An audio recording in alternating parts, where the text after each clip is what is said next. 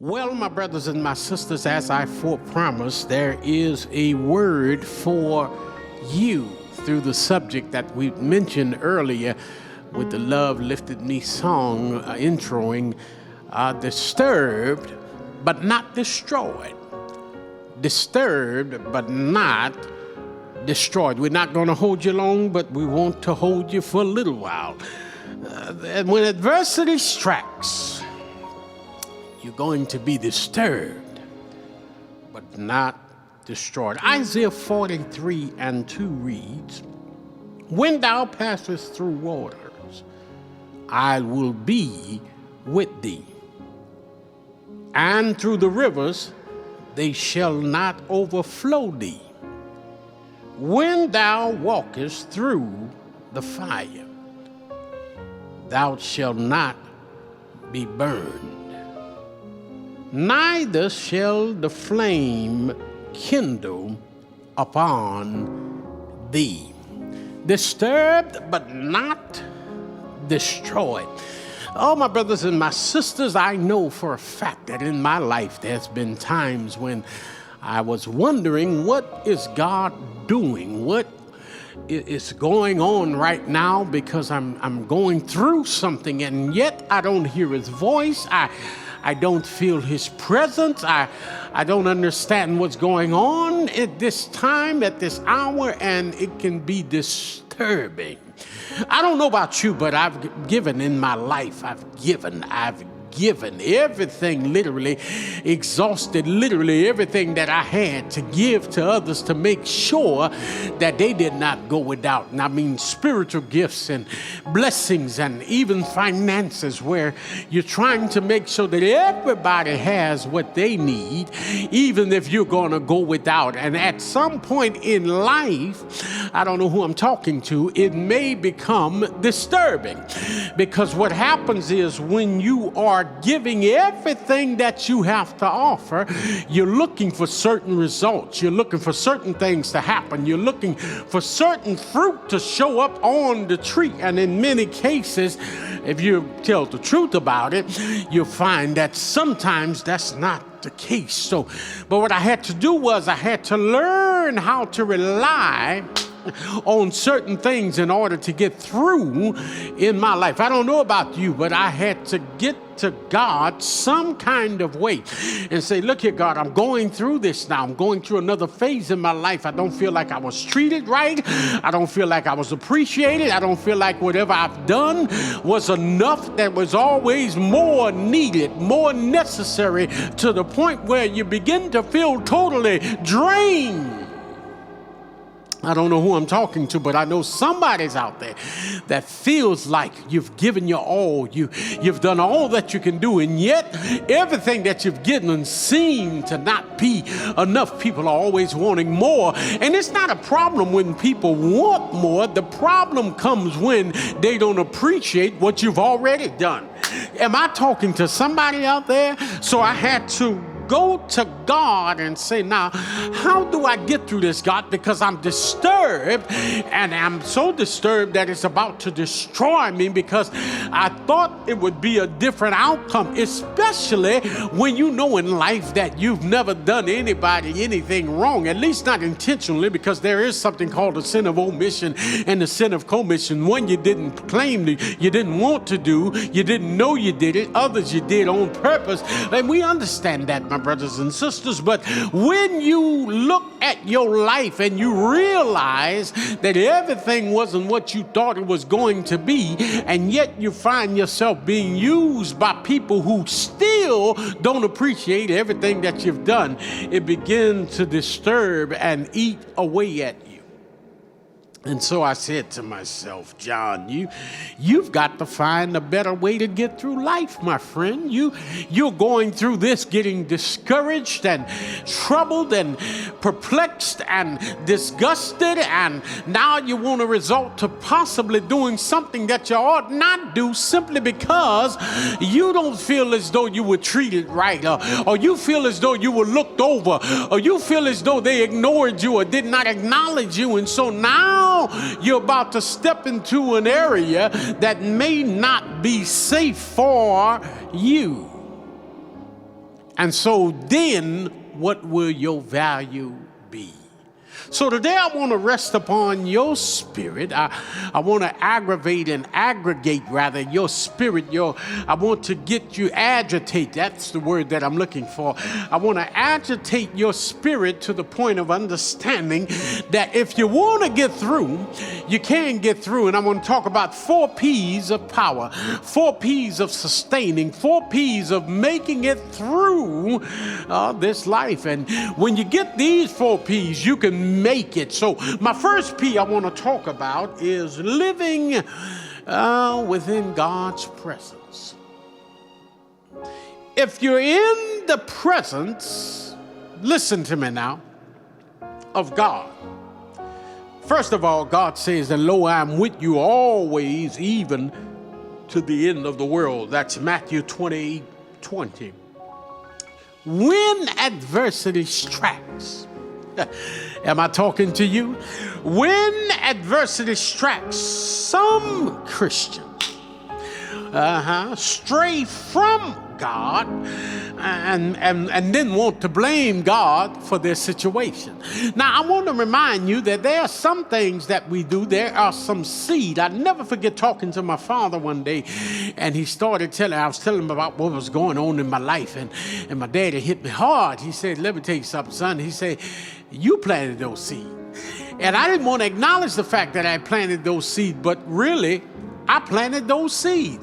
And sometimes we plant seed with no intention of being hurt by the seed we planted because we thought it was going to be another type of a harvest, but we end up getting a bad harvest. Now, listen to what I'm trying to say. Sometimes you can give so much until you give more than is necessary, and folk don't understand how to lay it out for you straight. In other words, let me make it plain for you. You can bless your children and your spouses so much until it hurts you. Oh, y'all, wait, I'm going to pause right there. But you can't blame them for what you did simply because you were trying to overlove. I know you never heard of that before, but that's what you were trying to do. You wanted to overlove. You wanted to show your power, what you can do, and you don't understand, my brothers and sisters, when you do it like that, in many cases, people don't have a gauge to know how to pull back. Most people just take, and never think about the idea that they may be exhausting you of all of your resources. And so at the end of the day, we get frustrated with others because of what we've done. Because we decided to overbless. We decided to overlove. Now, I know you're saying, what is the such thing as overblessing, overlove? Let me make it plain for you. Aren't there some things you've asked God for and He hasn't blessed you with it yet? Or is that not some things in life that you were expecting from God and you have yet to receive them? Did you ever wonder why? Because God knows us better than we know ourselves. And in many cases, had we received what we've requested from God, some of those blessings would have actually become curses. Oh, y'all don't want me to talk today. Some of them would have become curses because what we would have done was we would have used them in the wrong fashion simply because of our nature. We're giving people, we're loving and kind, and we love the idea of being able to supply, to make people happy, to give them joy, to give them overjoy. Make them overjoyed. Even God doesn't do that.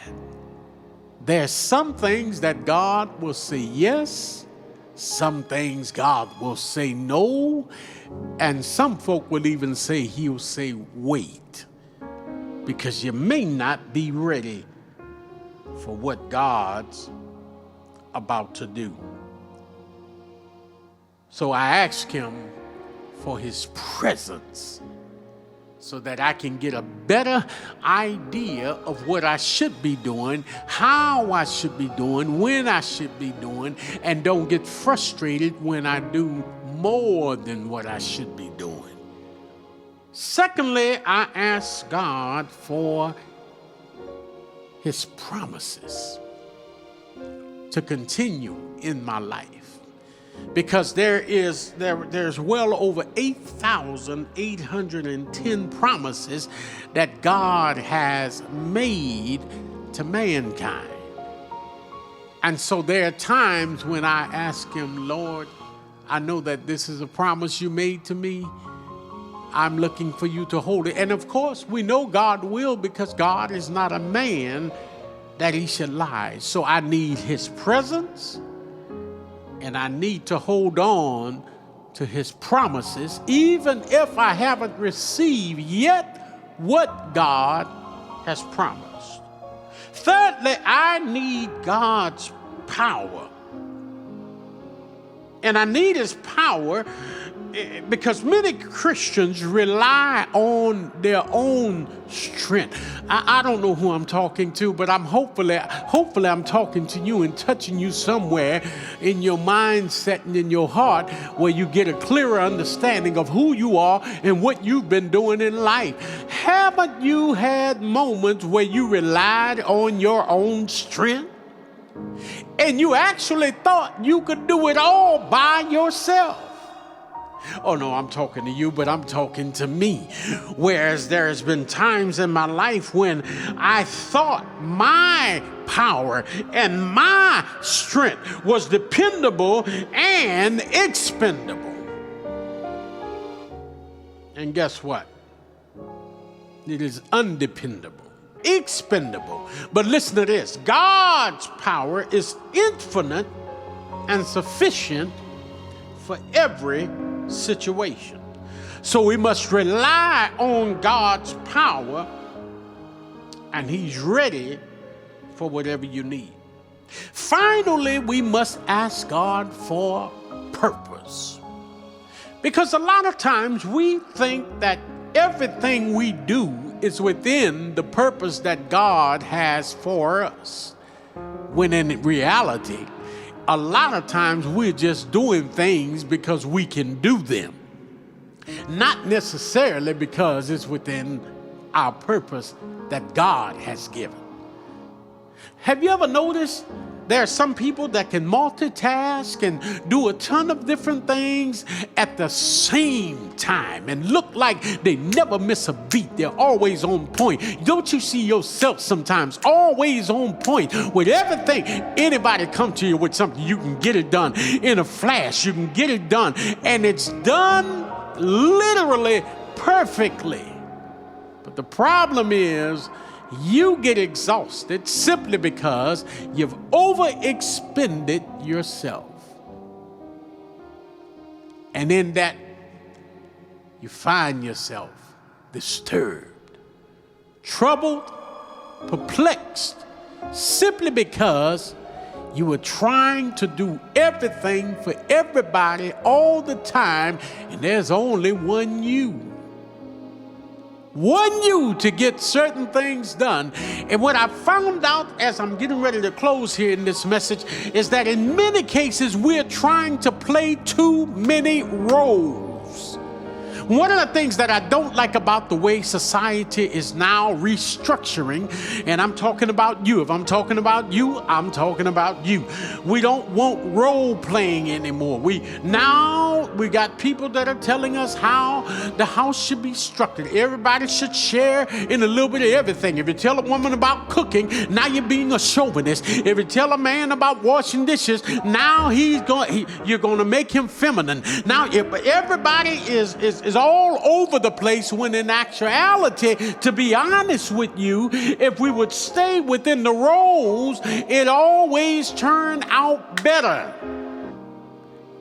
Everybody's discombobulated, trying to figure out. And what's so amazing is that now you got single women that are wondering how in the world I got like this Now you got single men. All they could talk about is their job. They ain't talking about no family structure. They talking about the businesses that they own. Simply because we're no longer playing roles. Everybody is all over the place. And so life gets frustrating because now you've got too much on your shoulder. And whose fault is that? It's not God's fault. Man has a lot to do with what has been totally discombobulated. We have to get back to structure. One way or another, Mother Nature and everybody else that participates in knowing how order should be is going to get us back on track. So the 4 P's that you need in order that you will be disturbed but won't be destroyed. You need God's presence. You need God's promises. Depend on them. That's what I'm saying. You need God's power because our power is limited. And we need God to give us purpose. If we flow within those 4 P's of power, we'll be all right. Everything will turn out just fine. Don't live your life being disturbed to the point that you end up being destroyed. But trust God in all that you do. Said, in all thy ways, acknowledge him, and he will direct your path. This is just a teaching lesson for you for today. You be blessed and continue to be highly favored. And do remember that I love you from the moon and back. God bless you. See you next time.